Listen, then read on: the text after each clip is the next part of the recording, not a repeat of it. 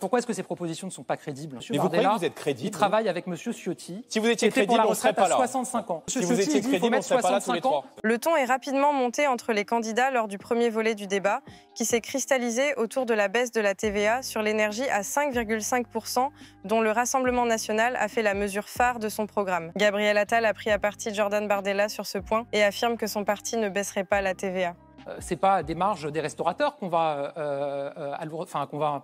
gonfler, c'est les marges de Total, de Shell. Donc vous n'êtes pas capable de faire appliquer la loi, c'est un aveu qui est extrêmement intéressant. On a là un Premier ministre qui s'apprête à quitter le pouvoir dans moins de 15 jours et qui vient nous dire en fait que l'État dont il est responsable est incapable de faire appliquer la loi. Jordan Bardella a exprimé à plusieurs reprises des critiques à l'encontre des voitures électriques. Pour lui, le tout véhicule électrique va entraîner une hausse des factures, va accroître notre dépendance à l'égard des métaux rares de la Chine et va désorganiser les industriels.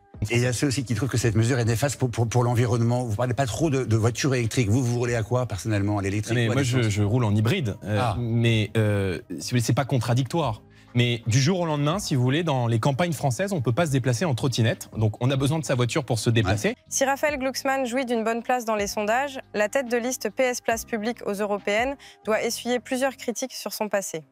Tensé pour son soutien à Nicolas Sarkozy en 2007, Raphaël Glucksmann l'est aussi concernant son expérience en Géorgie entre 2009 et 2012, où il fut conseiller de Mikhail Saakashvili, alors président du pays. Monsieur Bardella, moi j'étais en Géorgie quand les troupes russes ont envahi la Géorgie. Pour un président qui est en prison aujourd'hui.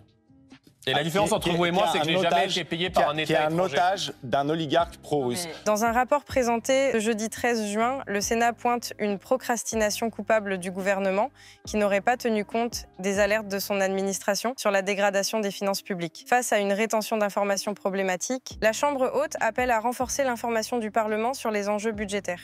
Permettez-moi de vous rappeler qu'il y a quelques semaines, en commission des finances, les députés du Rassemblement national, mais aussi les députés de tous les mouvements politiques se sont vus face au gouvernement dissimuler des informations. La presse avait titré « Le gouvernement fait de la rétention d'informations sur les finances de l'État ». Selon les données publiées lundi 22 avril par Eurostat, le montant de la dette publique des pays de la zone euro s'élevait fin 2023 à 12 732 milliards d'euros contre 12 268 milliards un an plus tôt. La France est le pays qui présente le montant de dette le plus élevé à 3 101 milliards d'euros, devant l'Italie 2 863 milliards et l'Allemagne 2 622 milliards. Vous donnez des leçons de sérieux budgétaire, alors que vous avez aujourd'hui la dette la plus importante en valeur de la zone euro, que vous avez créé un déficit public de plus de 5,4% et que la Commission européenne, au moment où nous nous parlons, vient d'ouvrir une procédure pour déficit excessif.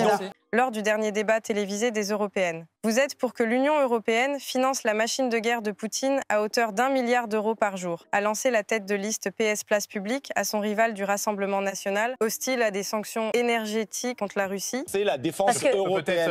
Donc, non, mais justement, Monsieur Bardella, Monsieur Glucksmann aura fini d'hurler sur un sujet qui m'apparaît gravissime et qui mérite un peu plus de hauteur que ces espèces de batailles de sac à main. Mais enfin, bon. Avec vous, au pouvoir, ce ne sont pas des batailles de sac à main, monsieur. Le SMIC à 1 600 € net est-il une machine à détruire de l'emploi, comme l'a affirmé Gabriel Attal? Le nouveau Front populaire propose dans son programme de rehausser le montant du salaire minimum, actuellement fixé à 1 400 €. Or, selon le Premier ministre, une telle mesure détruirait 500 000 emplois en France, a-t-il affirmé lors de la conférence de presse de présentation de son programme jeudi dernier. Pour répondre, et on va passer aux retraites. Vous mentez aux Français. C'est vous qui mentez. Et vous êtes une arnaque sociale. Vous avez abandonné l'ensemble de vos promesses. Pour une raison très simple. C'est vous. Et merci de nous faire cet aveu. Vous êtes en train de nous expliquer que, oui, effectivement, l'augmentation du SMIC va créer des difficultés chez certaines entreprises. Que pour une raison très simple. Vous savez, vous avez un problème, je pense, avec le travail. Roberta Metsola, la présidente du Parlement européen, a lancé en 2022 une enquête sur le scandale de corruption présumé de l'institution par le Qatar, qui nie toute implication. La suspicion s'immisce dans les rangs de l'Assemblée après la corruption présumée de sa vice-présidente grecque, Eva Kaili. Non mais Monsieur Glucksmann qui nous parle de résistance, alors que pour l'instant le seul scandale d'ingérence et de corruption avéré au Parlement européen qui a fait l'objet d'un scandale majeur et d'une procédure de justice, c'est la vice-présidente socialiste du Parlement européen qui a été retrouvée au pied de son hôtel à Bruxelles avec des valises de billets qui venaient du Qatar. Dernière ligne droite cette semaine pour les législatives. Lors de son débat sur TF1, à l'instar de ses concurrents, Jordan Bardella s'est montré sceptique sur l'usage des véhicules électriques, qui selon lui ne seraient pas une véritable solution économique. Un coût de réparation d'un véhicule électrique, c'est 30% de plus qu'un véhicule thermique. a argué le président du Rassemblement national. C'est pour les voitures neuves. S'ils le souhaitent, des véhicules. C'est pour les voitures neuves. Des véhicules neufs, non même pas seulement hybrides, mais des véhicules électriques. On va donc se retrouver dans une société un peu à la cubaine, où en fait les classes populaires, les classes moyennes, je sais que c'est votre modèle, Monsieur Bompard, mais où les classes populaires, les classes moyennes ne pourront pas s'acheter des véhicules électriques parce que c'est trop cher, le coût de réparation d'un véhicule. Le président du Rassemblement national était sur le plateau de Touche, pas à mon poste sur C8, le lundi 13 novembre 2023. Tout comme Olivier Véran, Jean-Luc Mélenchon et son parti de la France insoumise, Gilles Verdez s'est opposé à la présence du RN à la marche contre l'antisémitisme. Parce que moi, je n'aurais pas marché aux côtés de M. Bardella. Il faut que vous sortiez du plateau alors, parce que... Ah oui, c'est vrai. Non, contre l'islamophobie, qui est un fléau absolu. Est-ce que vous marcheriez avec moi? Combien de morts de l'islamophobie en Je vous... Mais ne dites pas combien de morts. Non, mais vous n'êtes pas prof et je ne suis pas votre élève. Bon. La deadline avait été fixée à la fin du mois de mai. La France insoumise et le Rassemblement national avaient prévenu que si le gouvernement ne soumettait pas au Parlement un projet de loi de finances rectificative d'ici à la fin du mois, il déposerait des motions de censure. Qui forment le premier groupe d'opposition à l'Assemblée nationale ont déposé une motion de censure contre le gouvernement d'Emmanuel Macron qui est responsable de dérapage budgétaire. Est-ce que vous allez, avec vos parlementaires, la voter ? Monsieur Bardella, c'est évidemment une manœuvre politique, tout le monde le sait très bien. Donc vous allez rester à quelques jours d'une élection, la béquille d'Emmanuel Macron jusqu'au bout du quinquennat. Je ne vous ai pas répondu encore.